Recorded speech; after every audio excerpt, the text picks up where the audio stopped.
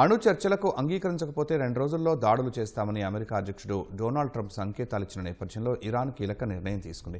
అమెరికాతో అణు చర్చలు ప్రారంభించాలని ఇరాన్ అధ్యక్షుడు మసూద్ పెజెష్కియాన్ ఆదేశాలు జారీ చేశారు. ఈ చర్చలు తుర్కియాలో జరిగే అవకాశం ఉందని ఇరాన్ ప్రభుత్వ వర్గాలు తెలిపాయి. ఇరాన్ ప్రతినిధుల బృందంలో విదేశాంగ మంత్రి అబ్బాస్ అరాక్చీ పాల్గొనే అవకాశం ఉంది.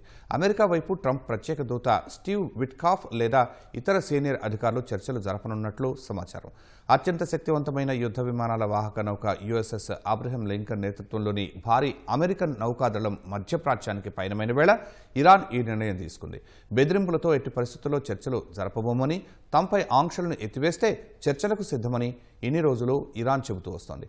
అమెరికా దాడి చేస్తే ప్రాంతీయ యుద్ధం చెలరేగుతుందని Iran supreme leader Ayatollah Khamenei హెచ్చరించారు. అయితే ఖమేనీ వ్యాఖ్యలు ఎంతవరకు నిజమవుతుందో 2 రోజుల్లో తేలిపోతుందని ట్రంప్ తీవ్రంగా ప్రతిస్పందించారు.